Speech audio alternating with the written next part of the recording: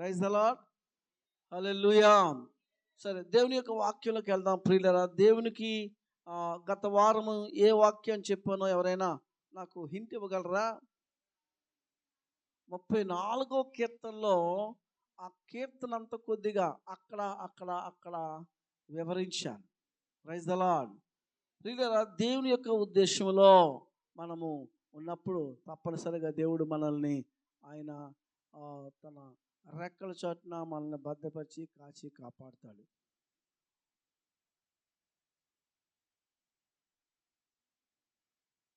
సామెతల గ్రంథము 6వ అధ్యాయము 16వ వచనము ఒకసారి. యెహోవాకు అసహ్యమైనవి చాలు. యెహోవాకు అసహ్యమైనవి ఎన్ని? 6 కలవట. దేవునికి స్తోత్రం. హల్లెలూయా. అక్కడ కిందనే ఉన్నాయి, కానీ ఆ విషయాలు నేను చెప్పను, కానీ వేరే విషయాలు నేను తీసుకుని వెళ్తాను. దేవునికి అసహ్యంగా మన బ్రతుకులు ఉన్నాయా, లేదా దేవుడు మనల్ని ఇష్టపూర్వకంగా అభిమానించే, లేదా గౌరవించే, లేదంటే ప్రేమించే లక్షణాలు మన జీవితంలో ఉన్నాయా? మనల్ని మనం ఒకసారి పరీక్షించుకోవాలి. దేవునికి స్తోత్రం. హల్లెలూయా, హల్లెలూయా. దేవునికి అసహ్యము. ఈ మధ్యాహ్న కాల సమయంలో దేవుని బిడ్డలారా, దేవునికి అసహ్యము. అసహ్యం అంటే, ఒకవేళ ఎవడైనా రోత మట్టుకుని వచ్చేసాడు అనుకోండి చర్చిలోకి, అది నీ పక్కన కూర్చున్నాను అనుకోండి, వాసన వచ్చినప్పుడు ఏం చేస్తా? చిచి చిచి చిచి చి అటేరా వెళ్ళి కొనుక్కొనరా అంటావా? అంటే అర్థం ఏంటి? అసహ్యం అంటే అది ఇష్టమలేనిది. ఆ వాసన నీకు ఇష్టమలేనిది, ఆ మనిషి నీకు ఇష్టం లేదు, ఆ వాసన నీకు ఇష్టం లేదు, ఆ మనిషి నీకు ఇష్టం లేదు. దేవునికి స్తోత్రం. హల్లెలూయా. ఇష్టమలేని బ్రతుకది, ఇష్టమలేని జీవితం, ఇష్టమలేని కార్యం, ఇష్టమలేని యొక్క ఉద్దేశాలు. ప్రియులరా, మనము ఆలోచన చేస్తున్నట్లయితే మన బ్రతుకులు, మన జీవితాలు, మన ఉద్దేశాలు, మన కార్యాలు, మన యొక్క ప్రవర్తన దేవునికి ఇష్టంగా ఉందా, కష్టంగా ఉందా? కష్టం అంటే అసహ్యం, కష్టం అంటే అసహ్యం. ఇష్టం అంటే చెప్పండి, ఇష్టం అంటే ఏంటి? ఇష్టం. కష్టం అంటే ఏంటి? అవును, ఇష్టం లేనిది కష్టం అంటే ఎలా ఉంటుంది? అసహ్యం అంటే దాని దగ్గరికే మనము వెళ్ళం. ప్రియులరా, మానవుని యొక్క జీవితం కూడా దేవుడు ఇష్టపడతాడు. కానీ ఆ మానవుని జీవితంలో ఏదైనా దేవునికి ఇష్టం లేని ఉంటే ఆయన ఇష్టపడ్డాడు. Praise the lord.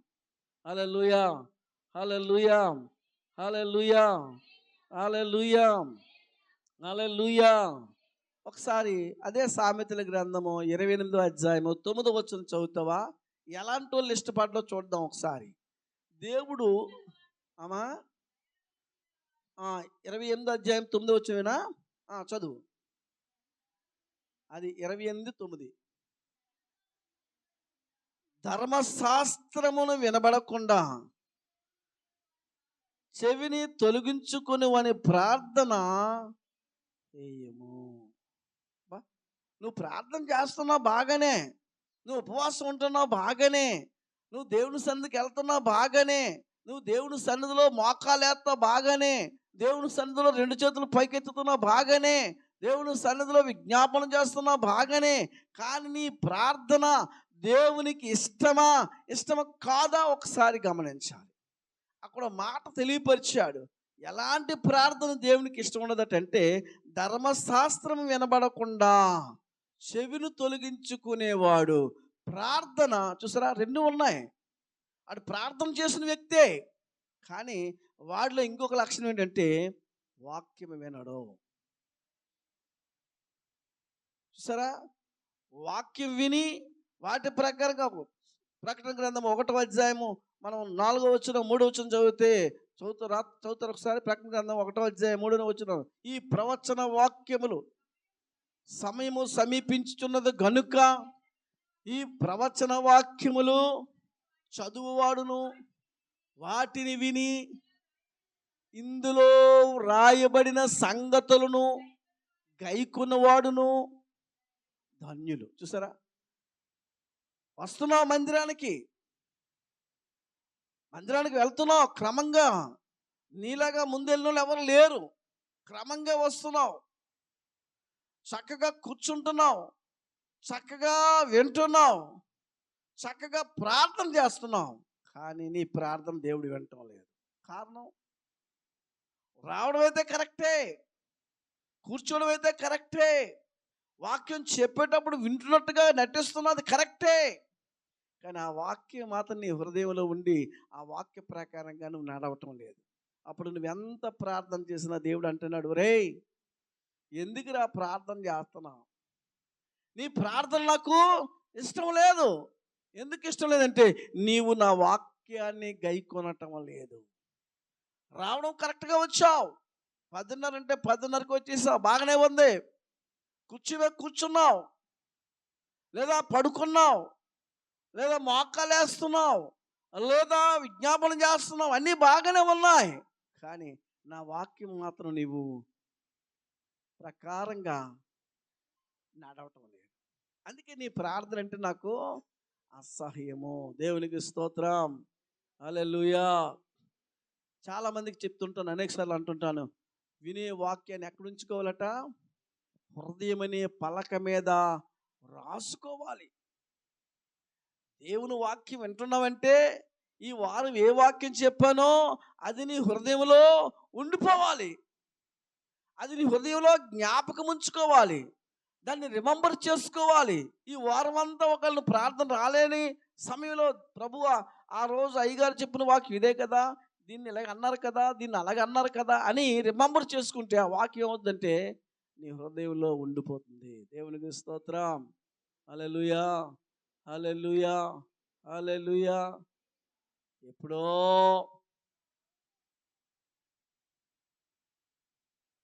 ఒక 25 సంవత్సరాలు క్రితం, ఎప్పుడు 25, 26, 30 సంవత్సరాల క్రితం చదువుకున్న చదువు ఇప్పటికీ నాకు జ్ఞాపకం ఉంది. 10th క్లాసులో రూపాంతరకాండ సిద్ధాంతము, పైథాగరస్ సిద్ధాంతము, లెక్కలు ఉన్నాయి. లెక్కలు కొన్ని పేర్లు కూడా చెప్పగలను నేను. బహుపదులు, సంఖ్యాకాండము, నిరూపణ గణితము, శ్రేణులు. ఎప్పుడు దావీదు ఎప్పుడువి? 85. నువ్వెప్పుడు 10th క్లాసు? ఇప్పుడు చెప్పు, నీ లెక్కలో మొదటి అధ్యాయం పేరు చెప్పు. రెండోది చూడాలా, చెప్పండి. కారణం ఏంటంటే దాని మీద అంత శ్రద్ధ, దాన్ని రిమెంబర్గా చేస్తుంటే అది ఆటోమేటిక్గా హృదయంలో ఉండిపోతుంది. ఎప్పుడో 30 సంవత్సరాల క్రితం, 35 సంవత్సరాల క్రితం చదువుకున్న చదువుని ఇప్పటికీ నేను ఆ పేర్లు చెప్తున్నానంటే అవి నా హృదయంలో ఆ రోజు ఉంచుకున్నాను కనుకనే ఇప్పటికీ చెప్పగలుగుతున్నాను.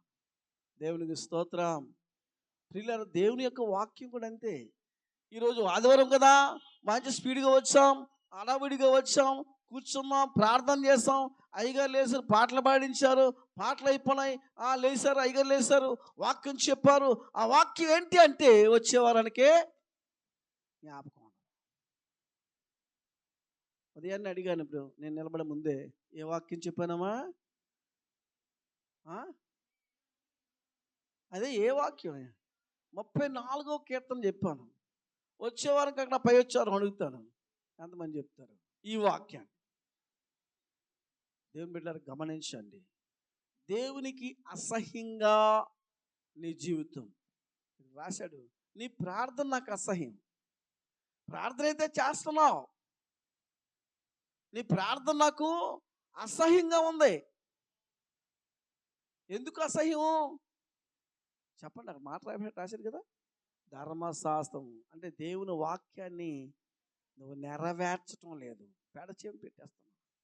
దేవుని వాక్యాన్ని నెరవేరిస్తే ద్వితీయోపదేశకాండం 28వ అధ్యాయం 15వ వచనం వరకు, ఒకటో వచనం నుంచి 15వ వచనం వరకు వచ్చే దీవెనలన్నీ నీ మీద ఉంటాయి. హల్లెలూయా, హల్లెలూయా. ఏమన్నాడు? నీవు నీ దేవుడైన యెహోవా మాట శ్రద్ధగా విని నేను నీకు ఆజ్ఞాపించుచున్న ఆయన ఆజ్ఞలన్నిటినీ అనుసరించి నడుచుకుని ఎడల నీ దేవుడని యెహోవా భూమి మీద ఉన్న సమస్త జనుల కంటే హెచ్చించును. ఆయన తగ్గించేవాడు కాడు. తగ్గించడానికి నిన్ను పెంటలో నుంచి తీసుకుని రాలేదు. డబ్బున్నడుగా ఉన్నప్పుడు తీసుకొచ్చాడా? పెంటకుమ్మ ఉన్నప్పుడు తీసుకొచ్చాడా? కిషోర్ గారు, నీ కూలి ఎంత అన్నప్పుడు యేసు ప్రభు దగ్గరికి వస్తే నీ కూలి ఎంత చెప్పండి? కూలి, ఒకరోజు కూలి. ఇప్పుడు ఎంత సంపాదిస్తున్నావు? ఒకరోజు 2000 రావచ్చు, ఒకరోజు 5000 రావచ్చు, ఒకరోజు 1500 రావచ్చు, ఒకరోజు 1000 రూపాయలు. అంటే పెరిగిందా తరిగిందా? పెంట కుప్ప మీద ఉన్న దేవుడు పెంట కుప్ప మీద ఉన్నావు, నిన్ను తీసుకొచ్చింది మళ్ళా పెంట కుప్పలను తోసేయడానికి కాదు. అది గుర్తించాలి మనం. దేనికి తీసుకొచ్చాడంటే ఆశీర్వాదానికి వారసులగుటకు నిన్ను పిలిచాడు. అయితే ఆ ఆశీర్వాదాన్ని ఎందుకు కోల్పోతున్నావంటే ఆయనకి ఇష్టమైన జీవితం నీలో లేదు. ఏంటంటే ఆయన వాక్యాన్ని నీవు వింటం లేదు. వస్తున్నావు, చర్చిలోనే ఉంటున్నావు, ముందు లైన్లో కూర్చుంటావు, పాస్టర్ గారు చెప్పే ప్రతి మాట వింటావు, కానీ వాక్యం మాత్రం నీ హృదయంలో ఉండదు. దేవునికి స్తోత్రం. వాక్యమే నీ హృదయంలో ఉంటే పాపానికి చోటు. దేవునికి స్తోత్రం. వాక్యం నీ హృదయంలో ఉంటే ఏం కలుగుతుందో తెలుసా? ఆ వాక్యమే మనకేం చేస్తుంది? వెలుగై ఉందట. ఆ వాక్యమే మనకు స్వస్థతనిస్తుంది. ఆ వాక్యమే మనకు ఆరోగ్యాన్ని కలిగిస్తుంది. ఆ వాక్యమే మన బాధల్లో నెమ్మది కలిగిస్తుంది. ఆ వాక్యమే ఉంటే నీ జీవితంలో నెమ్మదే. ఆమేన్, హల్లెలూయా. ఆ వాక్యం ఉంటే మరి పాపానికి చోటు ఇవ్వవు.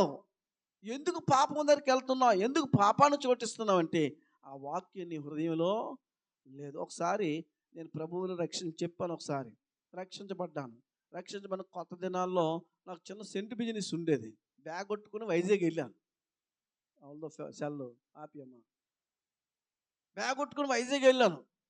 ఒక దగ్గర ఒక ఆఫీస్కి వెళ్ళి నా సెంట్లు అమ్మేశాను. ఒక్క బాటిలే ఉంది. ఆ బాటిల్ పట్టుకుని నాకు అప్పటికి కరెక్ట్గా లక్ష్మీ సరస్వతి సెంటర్కి వెళ్ళేటప్పుడు ఒక పాత సినిమా ఆడుతుంది. ఏంటమ్మా పాత సినిమా? ఏంటో తెలుసు? జగదికి వీరిని కథ సినిమా ఆడుతుంది. పాత సినిమా. స్పీడ్గా వెళ్ళిపోతాను టికెట్ బుకింగ్ దగ్గరికి. ఈలోపు రోడ్డు మనిషి ఒక ఆయన వచ్చి, ఏంటి యోధ ఇటు వెళ్తాను ఏంటి ఎలాగొచ్చాడు వైజాగ్ అన్నాడు. చంపినాడు రాయుడు. కరెక్ట్ సినిమా హాల్ దగ్గరికి నేను గేట్లో దూరిపోతాను. ఆయన వచ్చాడు, యోధా ఎక్కడికి వెళ్తున్నావు? ఇటు ఎలాగొచ్చాడు వైజాగ్? ఏం పని మీద వచ్చావు? ఎలాగ సినిమా? బిజినెస్కి వచ్చారా? ఆ మాట ఈ మాట ఆడుతూ రండి టీ తాగుతాను నన్ను తీసుకెళ్ళిపోయి. ఎక్కడికి? టీ కొట్టుకు వెళ్ళిపోయి వదలడు. నాకేంటి వీడు వదిలితే వెళ్ళిపోదాం కదా అనిపిస్తుంది. వదలడం. మినిమం ఒక అరగంట 30 గంట మాట్లాడి ఇంకొక దగ్గర తీసుకెళ్ళాడు నన్ను. ఇది ఎవరు చేశారు తెలుసా? దేవుడు, పరిశుద్ధాత్మ దేవుడు. ఒరేయ్, నిన్ను ఒక ప్రత్యేకంగా చూడాలనుకుంటున్నాను, నిన్ను ప్రత్యేకంగా ఎదిగించాలనుకుంటున్నాను, నిన్ను ప్రత్యేకంగా అలంకరించాలనుకుంటున్నాను, నిన్ను ఒక ప్రత్యేకంగా ఆకర్షించుకోవాలనుకుంటున్నాను. నువ్వు ఒక ప్రత్యేకమైన మనిషిగా జీవించాలని, ఈ లోకంలో నువ్వు జీవించాలని కోరుకుంటున్నాను. నువ్వేంటి మళ్ళా లోకం వైపు వెళ్దాం అనుకుంటున్నావు అని దేవుడు, పరిశుద్ధాత్మ దేవుడు ఏం చేశాడు? ఒక వ్యక్తిని పంపించి నన్ను ఆ పాపముల నుంచి లాక్కెళ్ళిపోయాడు. దేవునికి స్తోత్రం. హల్లెలూయా, హల్లెలూయా చెప్పండి ఒకసారి. హల్లెలూయా చెప్పండి. వాక్యము మనలో ఉంటే వాక్యం ఏం చేస్తుందంటే మనకి దేవుని భయం కలిగిస్తుంది. అయ్యో ఇది చేస్తే పాపమే, అయ్యో ఇది చేస్తే దేవుడు చూస్తాడే, అయ్యో ఇది చేస్తే నరకానికి పోతానే. నీకు నరకం మంచిదా, సినిమా మంచిదా? నరకం మంచిదా, ఒక బాటిల్ మంచిదా? నరకం మంచిదా, ఈ లోకం మంచిదా? ఏదండి మంచిది చెప్పండి? దేవుని రాజ్యం మంచిదా, ఈ లోకం మంచిదా? నరకానికి వెళ్ళిపోదు అనుకుంటున్నావు. నీ జీవితం దేవుని యొక్క వాక్యం మీద ఆధారపడకపోతే, దేవుని వాక్యానికి లోబడకపోతే, దేవుని బిడ్డ నీ యొక్క జీవితం ఎక్కడికి వెళ్తుందో తెలుసా? నరకానికి వెళ్ళిపోతుంది.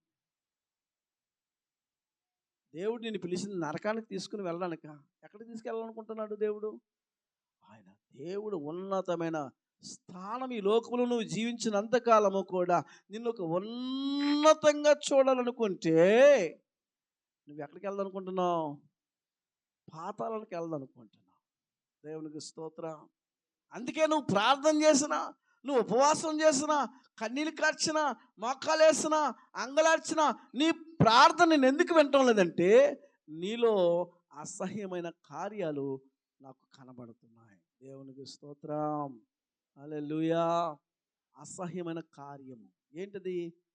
ఏంటి? ప్రార్థన.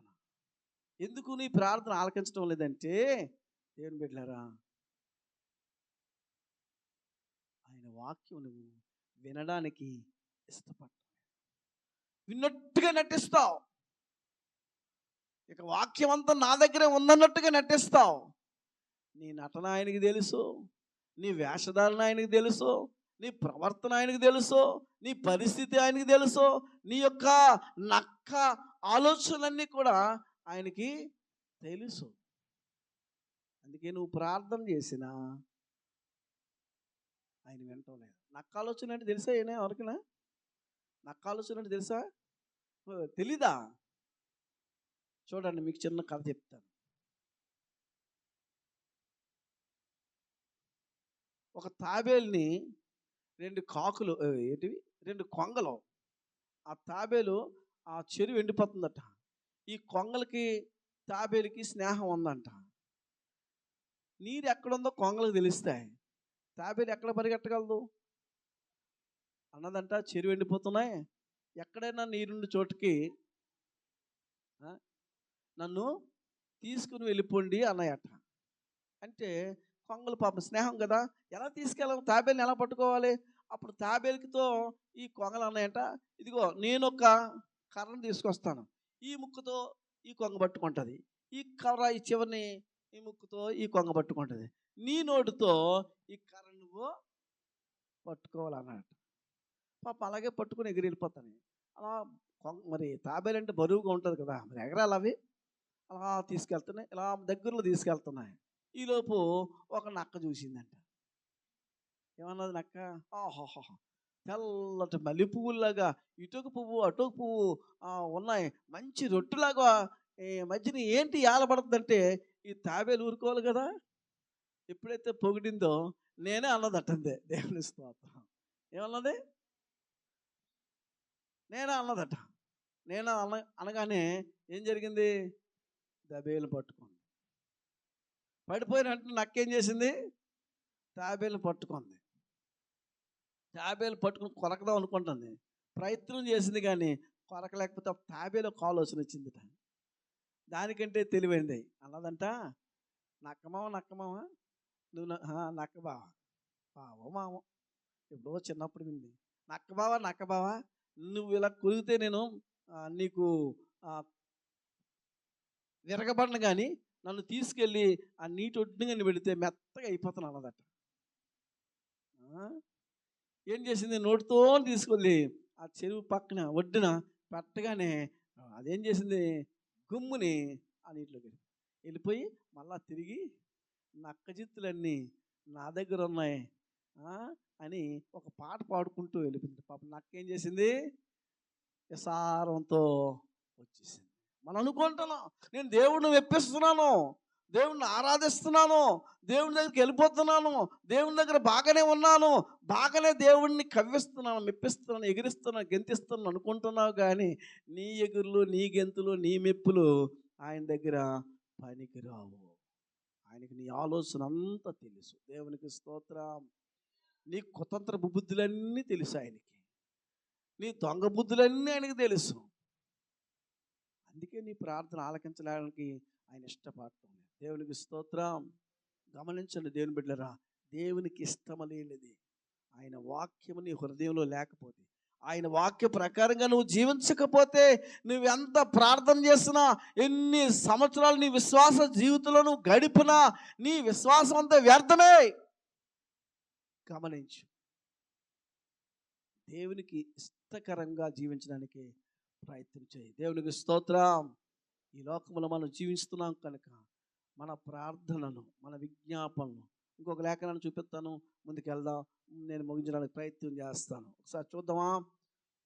1 సమూయేలు గ్రంథము 2వ అధ్యాయము 17వ వచనం. 1 సమూయేలు గ్రంథము 2వ అధ్యాయము 17వ వచనం చదువుతారా?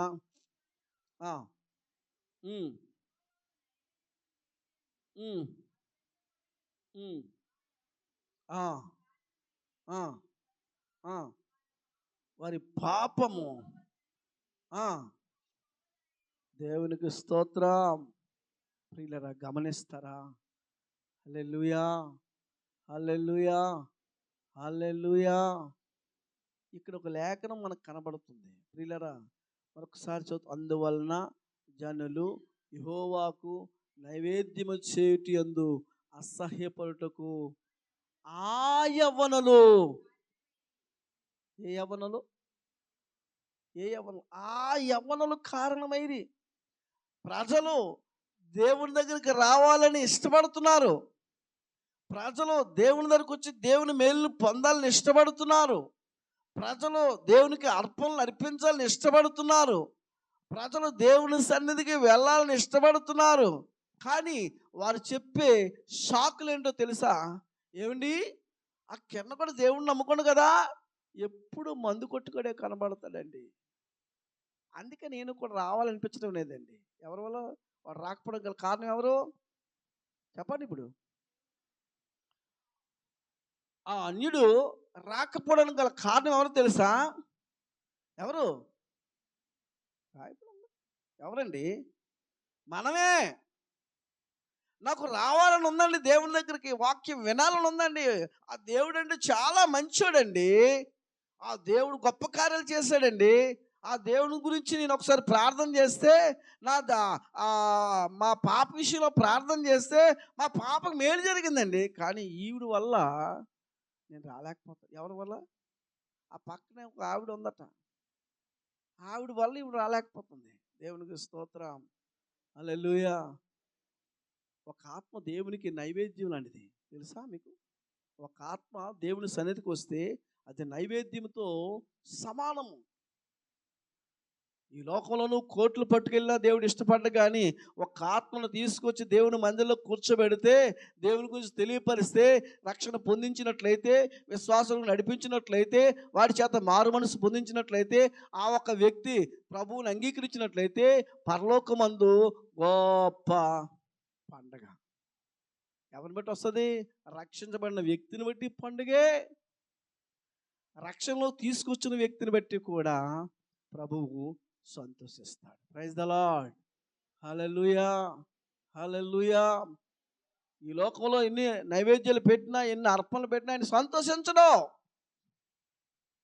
ఒక ఆత్మను తీసుకొనిరా, ఒక ఆత్మను దేవుని సన్నిధికి నడిపించు, ఒక ఆత్మ కొరకు ప్రార్థన చేయి, ఉపవాసం చేయి, ఆయన కొరకు నీ యొక్క భక్తిని చూపించు, నీ ప్రవర్తన చూపించు, నీ యొక్క నడక చూపించి పరిశుద్ధంగా కనబడినట్లయితే ఆటోమేటిక్గా ఆ వ్యక్తి ఏం చేస్తాడంటే, ఈయనలాగే నేను కూడా జీవితం కొనసాగిస్తే బాగుండు కదా అనేటువంటి ఆలోచన ఆయనలోకి వచ్చినప్పుడు ఆటోమేటిక్గా ఆయన వస్తాడు. రాయబడి ఉంది వాక్యంలో, నా మాటలు కావు. ఏమని రాయబడి ఉంది? చదువుని. అందువలన జనులు యెహోవాకు నైవేద్యము చేయుట యందు అసహ్యపడుటకు ఆ యవ్వనులు కారణమైపోయారట. ఎవరి పాపము? ఆ యవ్వనస్తుడి యొక్క పాపము యెహోవా సన్నిధిని బహు గొప్పదాయి. ప్రియులరా, రక్షణ ఒక వ్యక్తికి వస్తుంది. ఆ వస్తున్న వ్యక్తి నిన్ను బట్టి వెనక్కి వెళ్ళిపోయినట్లయితే నిన్ను గూర్చి గొప్ప పాపం అక్కడ రాయబడి ఉంటుంది. గమనిస్తున్నారా? నన్ను బట్టి వచ్చిన ప్రజలు వెనక్కి వెళ్ళిపోతున్నారంటే ఒక దినాన దేవుని దగ్గర తీర్పు అప్పచెప్పాలి. నేను రక్షింపబడి నీవు ఇతరులకి నువ్వు రక్షణగా కనబడాలి తప్ప కానీ నిన్ను చూసి వాడు వెనక్కి వెళ్ళిపోకూడదు. దేవునికి స్తోత్రం. మన ఒక కంసలులా ఎవడెవరు అది ఏం పేరు, రాజధాని. మన రాజధాని ఏంటి? లేదా ఇంక అమరావతి కట్టలేదు, కానీ మన అమరావతి ఉంది కనుక మంచిది. వారికి వాళ్ళ మరిది గారు, వాళ్ళు మనకు బాగా తెలిసినోలే. ఆ సహోదరి తకరపోలస, ఆ సహోదరు అంటే వాళ్ళ మరిది యొక్క భార్య. వాళ్ళు కొట్టేవారి తోటకి వెళ్ళేవారు, మంచి భక్తిగా ఉండేవారు.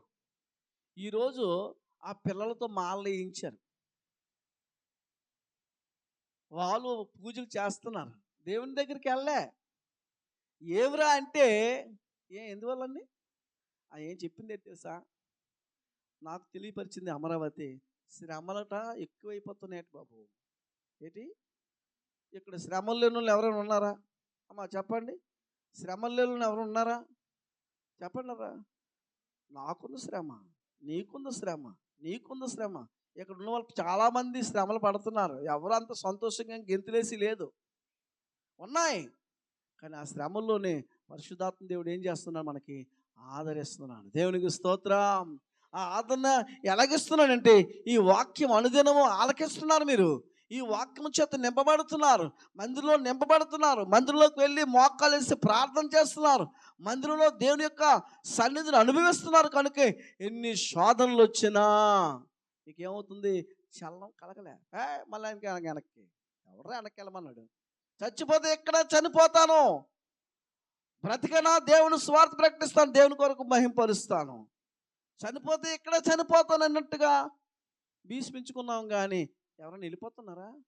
మరి వెనక్కి వెళ్ళిపోయారంటే ఏంటి?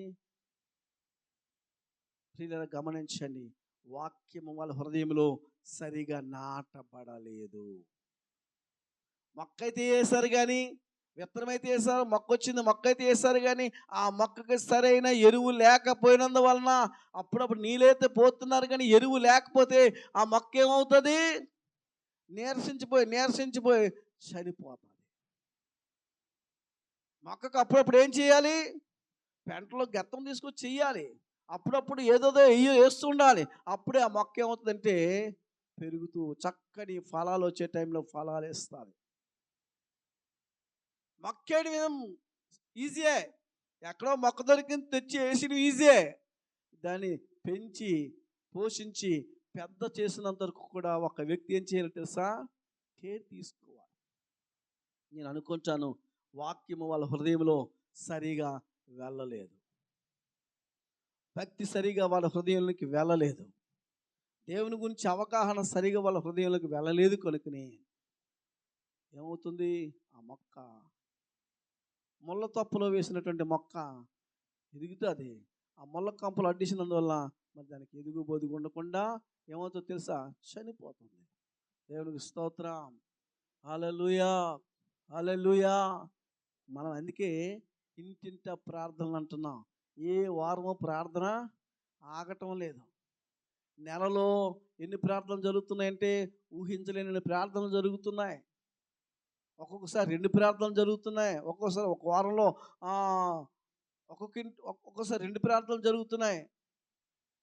వారంలో 4 ప్రార్థనలు జరుగుతున్నాయి. ఎందుకంటే అలా పెట్టడం విశ్వాసంలో ఉన్నటువంటి వారు అవిశ్వాసంలోకి జారిపోతారేమని కాపరిగా నాకు భయం. దేవునికి స్తోత్రం. హల్లెలూయా, హల్లెలూయా. గమనించండి, దేవుడు మన నైవేద్యాల్ని లేదా మన ప్రార్థనల్ని దేవుడు అంగీకరించటం లేదని గల కారణం ఏంటంటే దానికి కారణం మనమై ఉన్నామని ప్రభువు తెలియపరుస్తున్నాడు. అసహ్యంగా ఉంది నీ యొక్క అర్పణలు. మరొక లేఖలను చూపిద్దామా? యెషయా గ్రంథము 66 అధ్యాయం 3వ వచనం కూడా చదువుతారా? 66:3 ఉందా? ఆ, ఆ,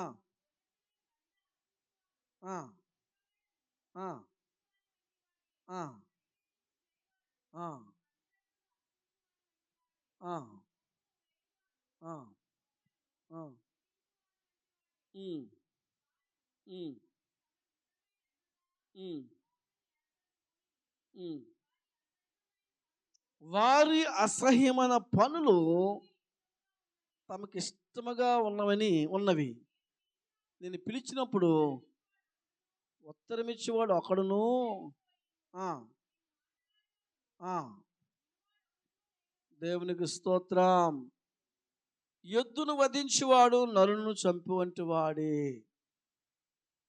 ఇంకా గొర్రె పిల్లను బరిగా అర్పించేవాడు కుక్క మెడను విరిచేవాడు వంటి వాడే. నైవేద్యం చేయవాడు పంది రక్తము అర్పించేవాడే అని రాయబడి ఉంది. బలులు అర్పించినప్పుడు ఏం చేసేవాడిని? ఇప్పుడు మనం చూస్తుంటాం. అమ్మ,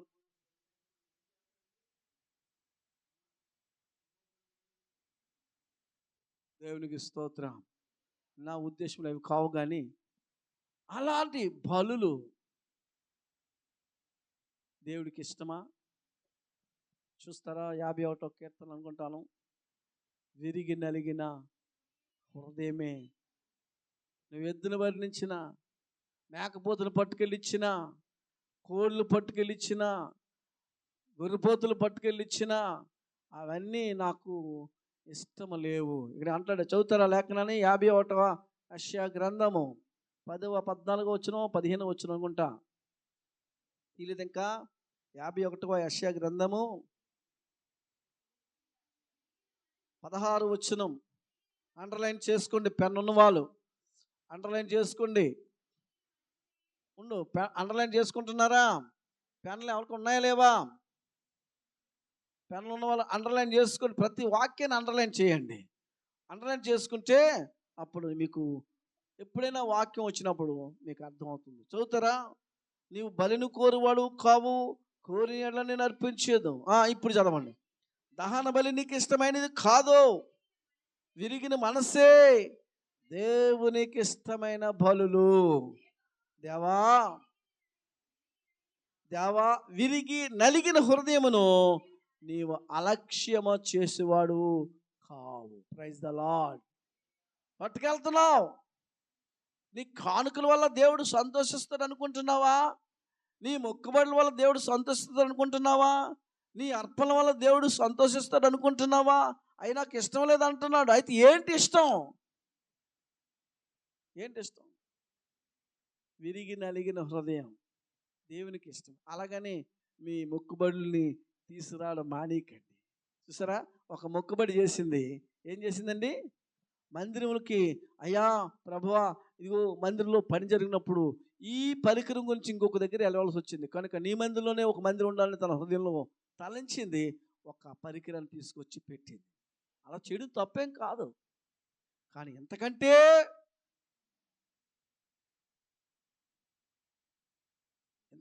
మంచిది ఏంటంటే నీ హృదయంలో విరిగి నలిగిన హృదయంగా మార్చబడాలి. Praise the Lord. హల్లెలూయా. నీ హృదయం ఎలాగుండాలి? అరే రే రే, ఏమండి హృదయము పోలేండి.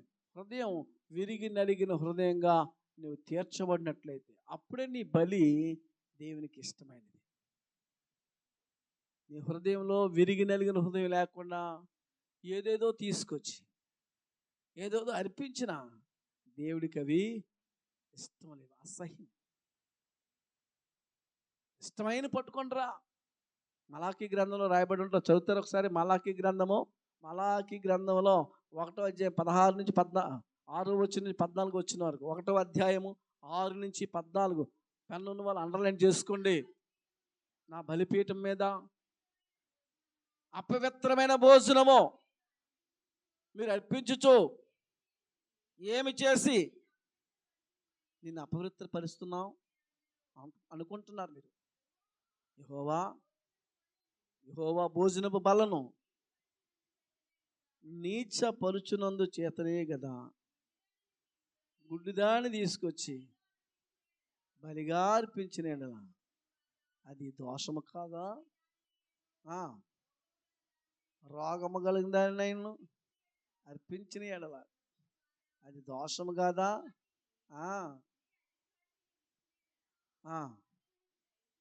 చాలమ్మా.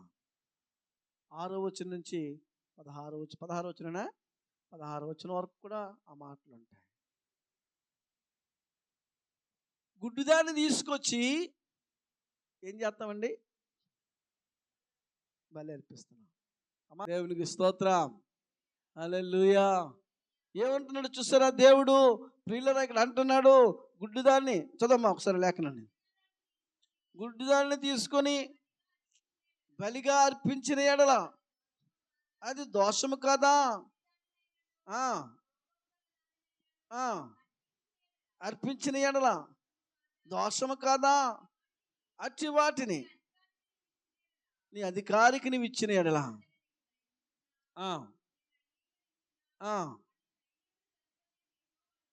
సైన్యములు ఒకవేళ నీ అధికారికి నీకు ఏదైనా మేలు చేసే అధికారికి ఎలాంటి తెస్తావండి? మంచి తెస్తావా, గుడ్డు తెస్తావా? మీరు ఎప్పుడైనా చూడండి మన వాళ్ళని, జనాలు చూడండి, వాడు బాగా బక్కబరిపోతాడు, ఎండిపోతాడు, ఏడిసేది వచ్చి ఎండిపోతాడు. బాబు వీడిని కలిపేద్దాం అనుకుంటున్నా బాబు, తీసుకోండి బాబు. ఎవడిని? ఎండిపోయినోడిని. ఆడు పనికిరాడు, ఇంకా రేపో మామ చనిపోతాడు. అమ్మ మరి ఆడిని కలిపేది, మరి మేము రావగానే బాబు ఆడిని కలిపియండి మీరుగా. ఎవరిని? ఆ పనికిరానుడిని దేవుడికి ఇచ్చిమంటున్నారు. మానవుడి యొక్క లక్షణం, మానవుడి లక్షణాలు ఎలాగుంటాయో తెలుసా? పనికిరాని దేవుడికి ఇస్తారు. లేకపోతే ఒక్క అరటి పండు పెట్టండి. మహేష్ దగ్గరికి వచ్చింది ఒక ఆవిడ, అరటి పండు ఒక్కటే కొన్నది. పేడ కొనవచ్చు కదా? ఒక్క అరటి పండు ఒక్క ఊది తెట్టేసి ఎంత ధనం తీసుకోవాలని మనుషుడు ఆలోచన. దేవునికి స్తోత్రం. గుడ్డు తెచ్చేసి, గూని తెచ్చేసి, మోగ తెచ్చేసి అరిసెలు వండుతారు. 4 రోజులు అయిపోతాయి అరిసెలు. నవ్వలేని స్థితికి వచ్చినప్పుడు తీసుకొచ్చి పాస్టర్ గారికి ఇస్తారు.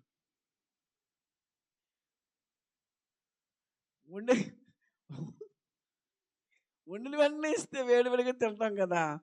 4 రోజులు అయిపోతాయి, 5 రోజులు అయిపోతాయి. ఒకసారి ఎవరు తీసుకొచ్చారు, ఆ అరిసెలు పట్టుకొని నవ్వలేకపోతున్నాను. ఒక్క అరిసి తినాలకి అరగంట పట్టిందండి నాకు. ఎప్పుడు అవి? ఎప్పుడు అమ్మా? రెపకమ్మా. అవి గట్టిగా అయిపోతాయి. ఎర్రలేని టైంలో ఆ పాస్ గారు 2 పట్టుకెళ్ళి ఇచ్చితే ఆయనే వేసుకుంది, ఎలాగ ఖాళీగా ఉన్నాడు వేసుకుంది అంటాడని. వండుతున్నప్పుడే నీకు నిజంగా దేవుని మీద అభిమానం ఉంటే, దేవుని సేవకుల మీద అభిమానం ఉంటే, నీ మనసులో తలంపు ఉంటే, ఇవ్వాలని ఆలోచన ఉంటే, నేను పట్టుకెళ్ళేది నా ఆత్మీయ తండ్రికి, నా తల్లి తండ్రికి నేను ఎలాగైతే చూస్తానో నా ఆత్మీయ తండ్రికి కూడా నేను పట్టుకెళ్ళి ఇస్తాను అని నీ మనసులో కలిగినట్లయితే వెంటనే ఇవ్వ. 6 రోజుల తర్వాత పాసెక్కిపోయి ఇవ్వక, అది దోషం.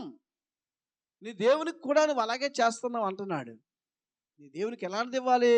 మేలైనది ఇవ్వాలి. దేవునికి స్తోత్రం. హల్లెలూయా.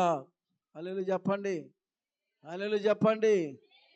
అందుకే పంటలు మానేశాయి, అందుకే వర్షాలు కూడా మానేశాయి. ఇప్పుడు బాగా వర్షాలు వస్తానంటే అందరు పంటల బండ్లకి ఎలా ఉందండి? భయం, కుళ్ళిపోతాయేమో. గట్టిగా పడితే గాలి గోపలు పెట్టారు, కుళ్ళిపోతాయేమో. కారణం ఏంటి చెప్పండి? కారణం ఏంటంటే దేవునికి ఇచ్చుటలో చాలా దోషాలు చేస్తున్నామని. అందుకే నీ యొక్క ఏంటివి అర్పణలు అంటే నాకు అసహ్యము. దేవుడు ఇష్టపడలేనప్పుడు నువ్వు ఎన్ని పట్టుకెళ్ళినా ఆయన ఇష్టపడ. మంచిది పట్టుకెళ్ళవు. అదే ఏమంటారు, నీ బలులు నాకు ఇష్టం లేదు కానీ నీ విరిగినరిగిన హృదయమే. దేవుని సన్నిధిలో నువ్వు కన్నీరు పెట్టే ప్రార్థన, హృదయం తేటగా ఉండాలి, పరిశుద్ధంగా ఉండాలి, కలుషితం లేనిదిగా ఉండాలి. పక్కోడికి ఇవ్వు, నీ బంధువుకే ఇవ్వు, నీ తమ్ముడికే ఇవ్వు, నీ అక్కకే ఇవ్వు, లేదా పయ్యోడికే ఇవ్వు. మంచి హృదయంతో ఇవ్వాలి. దేవునికి స్తోత్రం. హల్లెలూయా. ఈ లోకంలో ఉన్న మనుషులకే మంచి హృదయంతో ఇచ్చేటప్పుడు పరలోకమందున్న తండ్రికి ఇచ్చేటప్పుడు ఎలాగివ్వాలి? శ్రేష్టమైనవి. తప్పే ఉంది, ఇవ్వు. శ్రేష్టమైనవి ఇవ్వు. తగ్గిపోదు నీకేమి. పెరిగితే దేవుడికి ఇచ్చినోడు ఎవడు కూడా చెడిపోయిన వాడు ఎవడు లేడండి. దేవునికి ఇవ్వకుండా బాగుపోయినోడు కూడా ఎవడు లేడు. దేవునికి ఇచ్చే విషయంలో, నీ బలి విషయంలో, నీ అర్పణల విషయంలో దేవునికి యథార్థముగా ఇవ్వడం ప్రారంభం. మంచిది ఇవ్వడానికే ప్రయత్నం చేయాలి. దేవునికి స్తోత్రం. హల్లెలూయా. అసహ్యమైన 3 విషయాలు చెప్పుకొచ్చాను. ఏంటంటే అమ్మా, దేవుని యొక్క వాక్యము వినకుండా, వాక్య ప్రకారంగా జీవించకుండా, వాక్యాన్ని హృదయంలో దాచుకోకుండా, ఈ లోకములో నువ్వెంత ప్రార్థన చేసినా నీ ప్రార్థన నాకు అసహ్యము. రెండోది ఏంటది? అర్పణలు రావాలని, లేదా ప్రజలు నమ్ముకోవాలని, ప్రజలు దేవుని యందు విశ్వాసం ఉంచాలని ఇష్టపడుతున్నారు. కానీ ఎందువల్ల వారు రాలేకపోతున్నారంటే, క్రైస్తవ సంఘముగా దేవుని బిడ్డలుగా ఉంటున్న మనము మన ప్రవర్తనను చూసి, మన నడవడికను చూసి, మన యొక్క తీరును చూసి, మన చూపులను చూసి, మన ఆలోచనలు చూసి పక్కనున్న వాడు రక్షణలో రాలేకపోతున్న కారణం ఏంటంటే, వాడికి నువ్వు దేవునికి ఇష్టం లేని వాడిగా కనబడుతున్నావు. దేవునికి స్తోత్రం. నిన్ను బట్టే ఆయన రక్షణలోకి రాలేదు. నువ్వే పాపాత్ముడిగా ఉండి, నువ్వే దోషిగా ఉండి, నువ్వే అక్రమం చేసేవాడిగా ఉండి, నువ్వే అనేకమైన అబద్ధాలాడివాడిగా ఉండి, నీ పక్కనున్నోడిని నువ్వు రారా యేసు ప్రభు దగ్గరికి అంటే ఆడేమనుకుంటాడు తెలుసా? నీలాగే అబద్ధాలు నేర్చుకోవాలేమో అనేటువంటి ఆలోచన వస్తుంది. మనం ఎవరమై ఉన్నామంటే వెలుగై ఉన్నాం. దేవునికి స్తోత్రం. ప్రభు ఈ లోకానికి వెలుగు. ఆయనలో ఏ పాపము లేదు, ఆయనలో ఏ దోషం లేదు, ఆయన మాటలో ఏ కపటం లేదు, ఆయన మాటలో ఏ అసూయ లేదు, ఆయన మాటలో ఏ ద్వేషం లేదు, ఆయన తలంపుల్లో ఈ యొక్క లోకరీతమైనది ఏది లేదు. కనుకనే ఆయన పరిశుద్ధుడిగా ఉన్నాడు. అంటున్నాడు, నేను పరిశుద్ధుని కనుక మీరు కూడా పరిశుద్ధులుగా ఉండాలి. అదే ఆయన ఆశ.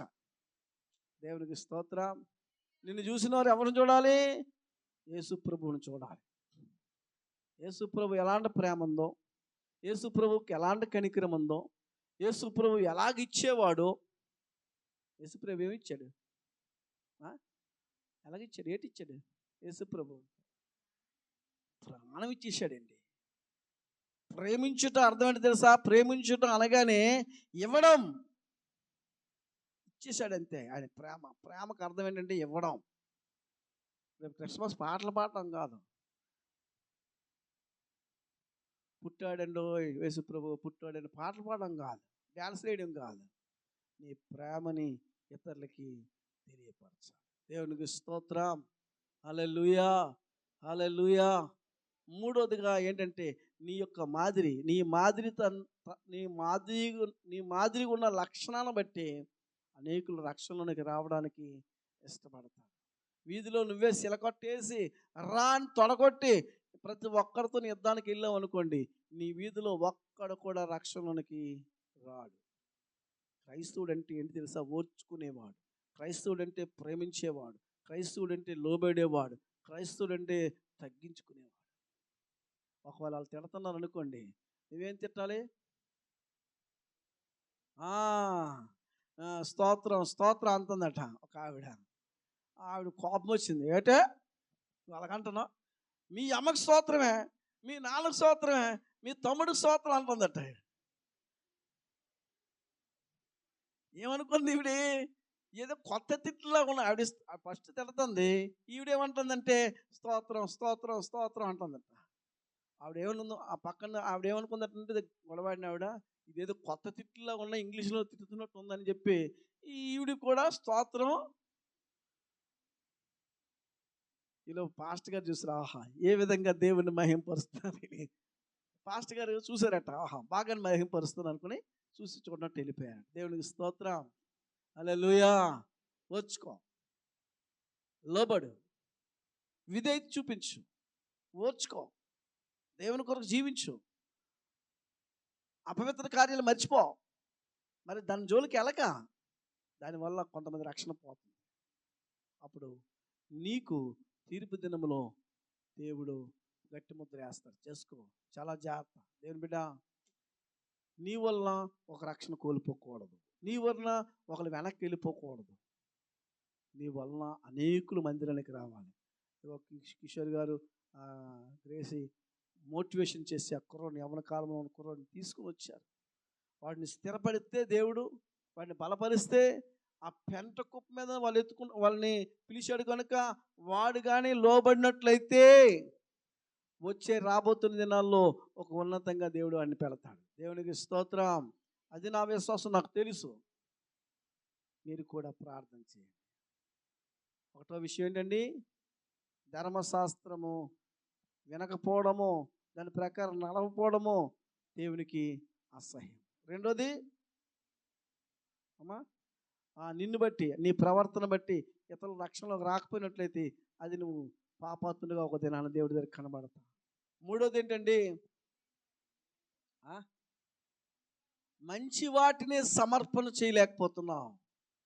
చెడ్డవి, కుళ్ళిపోయినవి, మాగిపోయినవి, ఇరిగిపోయినవి, గట్టిగా అయిపోయినవి నీ దేవునికి పట్టుకెళ్ళిస్తున్నావు. అది దేవునికి ఇష్టం లేదు, అది అసహ్యం. అంటే నీ బలి అసహ్యం. ఈ మధ్యాహ్న కాల సమయంలో ఈ మూడు నీ జీవితంలో ఉన్నట్లయితే నువ్వు అసహ్యుడిగా. ఒక మాట చెప్పమని ముగించమంటారా? ఒక్క మాట మరి చెప్పను కానీ, వర్ణించను కానీ, ఒకసారి చదువుతావా? ఒకసారి 6:16 చదువుతారా? సామెతల గ్రంథం 6:16. అక్కడ మాట రాయబడి ఉంది. 6:16 సామెతల గ్రంథం. 6 కలవు.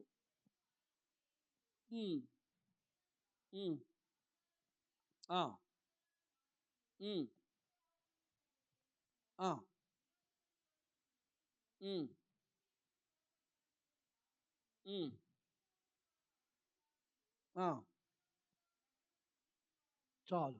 లేని వాటిని పలుకు అబద్ధ సాక్ష్యం. సరే, అబద్ధాలు ఆడలేను నేను, అస్సలు అబద్ధం ఆడినండి నేను. నీతి మంత్రులు అక్కనండి, నీతి మంత్రులు భావనండి అన్ని వాళ్ళు ఎవరైనా ఉన్నారా? నేరా కిరణం, అబద్ధం ఆడుతావు ఆడవా? ఎన్నో ఆడుతావు రోజుకి? అబద్ధం ఆడిన వాళ్ళు ఎవరు కూడా సచ్చా ఉన్నారా? ఎవరైనా ఉన్నారండి? అమ్మా, అబద్ధం ఆడిన చెప్పండిరా. మరి మీ ప్రార్థన దేవుడికి ఎలాగ ఇష్టం అవుతుందో చెప్పండి. ఇప్పుడు అర్థం చేసుకోండి. అబద్ధము నాలో ఉంటే నా ప్రార్థన దేవుడికి ఇష్టం. ఇప్పుడు నువ్వు ఎలాగుండాలైతే అబద్ధం ఆడలేని వాడుగా మారిపోవాలి. దేవునికి స్తోత్రం, హల్లెలూయా. అబద్ధం ఆడలేని వాడుగా మారిపోవాలి. ఆయా పరిస్థితులు బట్టి ఒక్కొక్క సమయాల్లో నువ్వు అబద్ధాలు ఆడుతూ వచ్చుకోవచ్చు. ఒక అబద్ధం ఆడితే దానికి 1000 అబద్ధాలు కలపాలంట.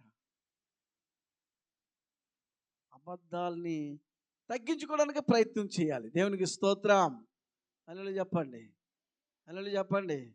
అమ్మా, ఈ ముందులు అనరు హల్లెలూయా అనరు, స్తోత్రం చెప్పండిరా. ఎప్పుడే బాబు? ప్రార్థన చేసుకుందాం. తల్ల వంచినట్లయితే ప్రార్థన చేసుకుందాం. సమయం ఎక్కువైపోయిందండి, క్షమించండి. 3 లేఖనాలకి ఇంత 30 గంట సమయమా? ఇంకా 3 ఉన్నాయా? ఆ 3 వచ్చేవారు చెప్పుకుందాం, ప్రార్థన చేసుకుందాం. తల్ల వంచినట్లయితే అబద్ధములాడే పెదవులు, అబద్ధములాడే మనస్సు, అబద్ధములాడే తలంపు, అబద్ధములాడే నీ జీవితం ఒకవేళ దేవుని దగ్గర ఉన్నట్లయితే ఈ మధ్యాహ్న కాల సమయంలో దేవుడు అంటున్నాడు, నీ అబద్ధము నాకు ఇష్టం లేదు, నీ జీవితము నాకు ఇష్టం లేదు, నీ కళ్ళలాడే నాలుక నాకు ఇష్టం లేదు, నీ యొక్క ప్రార్థన నాకు ఇష్టం లేదు. ఇప్పుడైనా నీ ప్రవర్తన మార్చుకో. ఇప్పుడైనా అబద్ధాలు మాను. అబద్ధాలు మానడానికి ప్రయత్నం చేయి. అబద్ధం ఆడితే అబద్ధికులు దేవుని రాజ్యములో ఉండరని బైబిల్ తెలియపరుస్తుంది. కొరింథీ పత్రికలో రాయబడి ఉంది. దేని బిడ్డలారా, అబద్ధికులుగా ఉన్నట్లయితే ఉన్నది ఉన్నట్టు మాట్లాడు. అబద్ధం మాట్లాడే అవసరం లేదు, అంత పని లేదు మనకి. ఎందుకు అబద్ధం? ఒక అబద్ధం వల్ల ఇంకా కొన్ని అబద్ధాలు ఆడుతూ నీ జీవితాన్ని నాశనం చేసుకుంటున్నావు. దేవునికి అసహ్యంగా మారిపోతున్నావు. ఎవరు చూడలేదు, నేను ఆడే అబద్ధం ఎవరు చూడటం లేదనుకుంటున్నాను, దేవుడు చూస్తున్నాడు. ప్రార్థన అందరూ కూడా ఒకసారి స్తోత్రం చెల్లిందామా? స్తోత్రం. హల్లెలూయా, హల్లెలూయా, హల్లెలూయా. పరిశుద్ధమైన తండ్రి, ప్రేమ కలిగిన మా ప్రభువా, దయ కలిగిన యేసయ్య పరిశుద్ధ నామమున స్తోత్రం.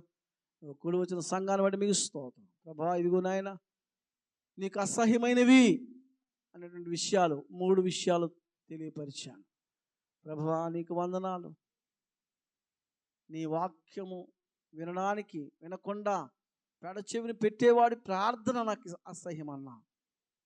అయ్యా, నీ వాక్యము విని వినకుండా, నీ వాక్యము ప్రకారంగా జీవించకుండా, నీ వాక్య ప్రకారం నడవకుండా, నీ వాక్యాన్ని ధ్యానించకుండా మా జీవితాలు ఒకవేళ గడిచినట్లయితే మేము ప్రార్థన చేసినా ఆ ప్రార్థన నీకు అసహ్యం అన్నా. నీ వాక్యం మీద నడిచే భాగ్యం మాకు దయచేయండి. ఈ లోకంలో మేము జీవిస్తున్నాం, మా ప్రవర్తన దేవా నీకు ఇష్టకరంగా మార్చండి తండ్రి. నీకు వందనాలు, స్తోత్రాలు. మేము అర్పించే బలులు, మేము అర్పించే కానుకలు, మేము అర్పించే కృతజ్ఞతలు, మేము అర్పించే మొక్కుబడులు అవి నీకు ఇష్టకరంగా ఉండేటట్టుగా సహాయం చేయండి. గూనుదో, గుడ్డుదో, ఎండుదో, విరిగిపోయిందో, నలిగిపోయిందో తీసుకొచ్చి నీకు అర్పించడం కాదు. విరిగి నలిగిన హృదయమే నాకు ఇష్టమైన బలి అన్నావు. అటువంటి హృదయముతో, మంచి నాయన మనస్సుతో ఏది చేసినా, దేని నీకు ఏది ఇచ్చినా అటువంటి సమర్పణతో ఇచ్చే మనస్తత్వం మాకు దయచేయండి. మహిమ పొందమని కూడొచ్చిన బిడ్డలందరినీ పేరు పేరు దీవించి వాక్యములో హృదయాల్లో ఫలింపు చేయమని యేసయ్య నామమున అడుగుచున్నాము తండ్రి. ఆమేన్.